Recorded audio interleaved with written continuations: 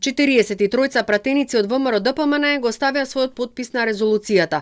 Ги повика и останатите пратеници да се подпишат и да ја поддржат резолуцијата со која се исцртуваат црвените линии за идентитетските прашања. Според деловникот, резолуцијата се носи со просто мнозинство. Оваа резолуција заслужува широка поддршка и консензус, освен ако не се работи за смислена тактика на коалициските партнери СДСМ и ДУИ, едните декларативно да поддржуваат, а другите процедурално и содржински да кочат. Затоа ги повикуваме пратениците уште денес да ги стават подписите на резолуцијата, за да може да добие поголема тежина. Резолуцијата ја поддржаа најголемата владеачка партија СДСМ и помалите партии од македонскиот политички блок, ЛДП, Левица, Демократскиот сојуз, Дом и Социјалистичката партија.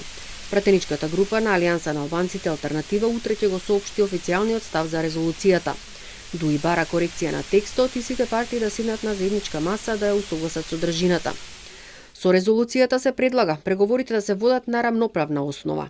Македонскиот јазик и идентитет да имаат свој просторен и временски континуитет, да се почитува позитивното кон изразената воля на македонскиот народ. Македонскиот идентитет да го црпи својот легитимитет од повеќе вековните традиции, како и да се примениат позитивните и општо прифатливи декларации на Обединетите нации за правото на самоопределување.